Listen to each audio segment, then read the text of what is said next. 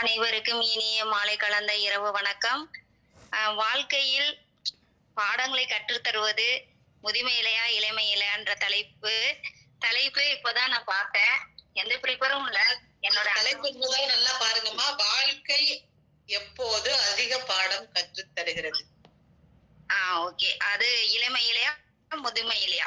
அதிக பாடம்ன்றாலே நம்மளுக்கு அந்த டியூரேஷன் அந்த தேவைப்படுகிறது.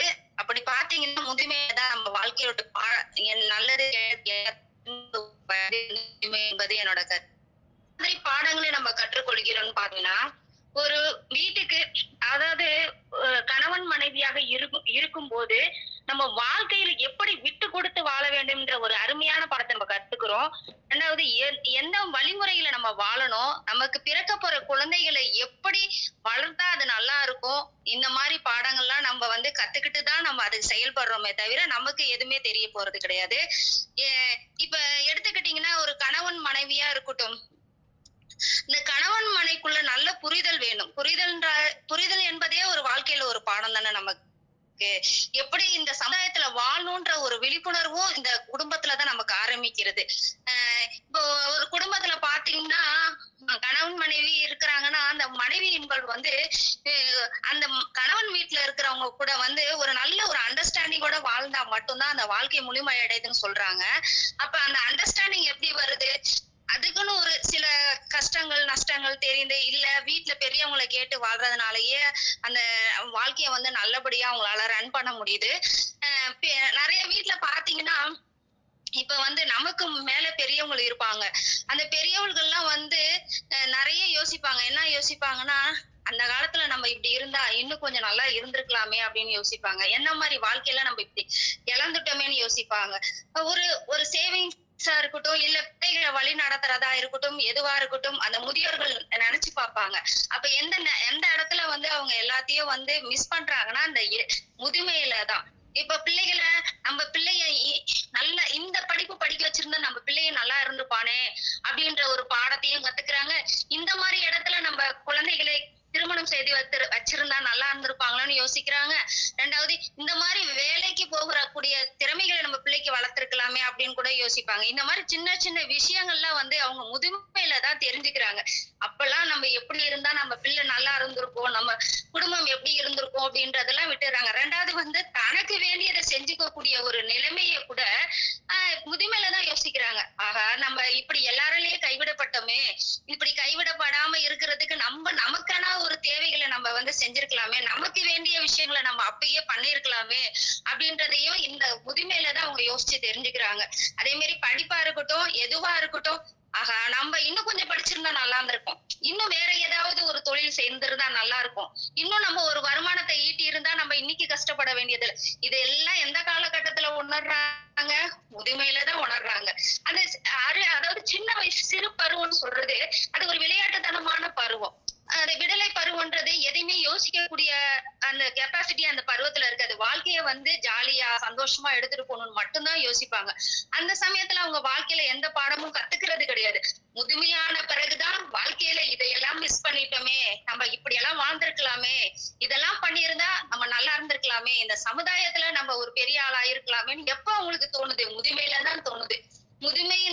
முதுமை காலத்துலதான் நிறைய விஷயங்களை சிந்திக்கக்கூடிய ஒரு அமைதியும் மனமும் இருக்குது. விடலை பருவம் இப்ப படிக்கணும்னு நினைச்சா கூட அந்த பசங்க நினைப்பாங்க, ஆமா என்னத்த பெருசா படிச்சுட்டு, அப்ப அதோட வலி அதோட இயலாமை எல்லாமே எப்ப தெரியும்? முதுமையில என்ன தெரியும். ஒரு திருமணம் இந்த காதல் கல்யாணம் இந்த மாதிரி எல்லாம் பண்றாங்க, அவசரப்பட்டு எல்லாமே பண்றாங்க. அதனுடைய விளைவுகள்லாம் எப்ப உணர்றாங்க? அது ஒரு முதுமை காலத்துலதான். வீட்டுல பாத்திருந்தா அப்படி நல்லா இருந்திருக்குமே, நம்ம வாழ்க்கையை சட்டுன்னு இழந்துட்டோமே அப்படின்றத எப்ப கொஞ்ச நாள் கழிச்சுதான் அதை உணர்றாங்க. சில பேர் வீட்டுக்காக வாழ்றவங்களும் இருக்காங்க, வீட்டுல என்ன சொல்றாங்களோ அதுக்காக வாழ்றவங்களும் இருக்காங்க.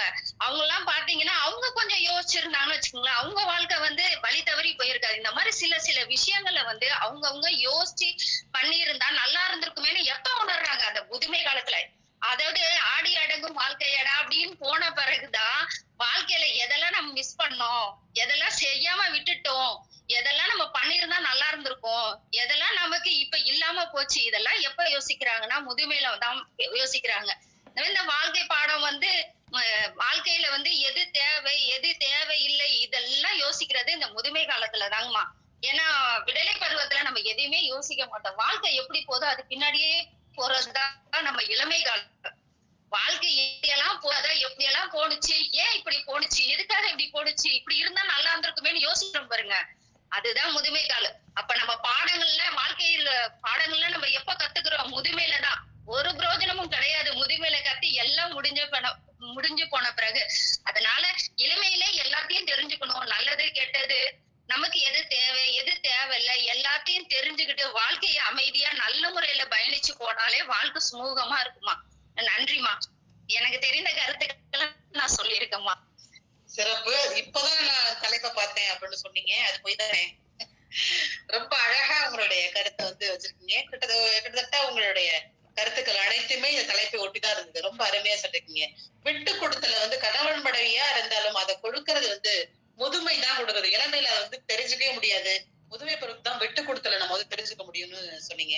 அதே போல புரிதல் தருவதும் வந்து இளமையில தான் முதுமையில தான் வரும். இளமையெல்லாம் அவ்வளவு புரிதல் எல்லாம் வந்துடாது அப்படின்னு சொல்றீங்க. அதே போல பெரியவர்கள்ட்ட கிடைக்கும் அறிவுரை இதெல்லாம் வந்து அவங்களுடைய அனுபவ பாடத்திலிருந்து நமக்கு சொல்லி கொடுக்குறாங்க. அந்த அனுபவ பாடம்ங்கிறது முதுமையில தான் இருக்கும் அப்படின்னு சொன்னீங்க. அதே போல தன்னுடைய என்ன நம்மளுடைய வாழ்க்கை நிலவரமோ, நம்மளோட வாழ்க்கை நல்லது கெட்டது தான் வாழ்ந்த வாழ்க்கையோட அடிசுவடை எடுத்து குழந்தைகளுக்கு கொடுக்கறது வந்து முதுமையில தான் நடக்கும். அப்பதான் அந்த முதுமை பருவம் தான் சிறந்த பாடத்தை தடும் அப்படின்னு சொன்னீங்க. அதே போல அவசரமா ஒரு காதல் கல்யாணமே பண்ணிட்டாங்க. அப்போ நமக்கு தெரியாது.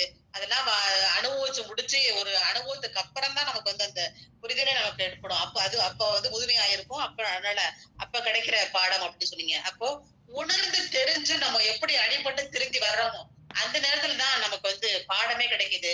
அந்த பாடம் தான் முதுமை தருது அப்படின்னு சொல்லி உங்களுடைய சிறப்பான வாதத்தை நிறைவு செஞ்சிருக்கீங்கம்மா. நன்றிங்கம்மா.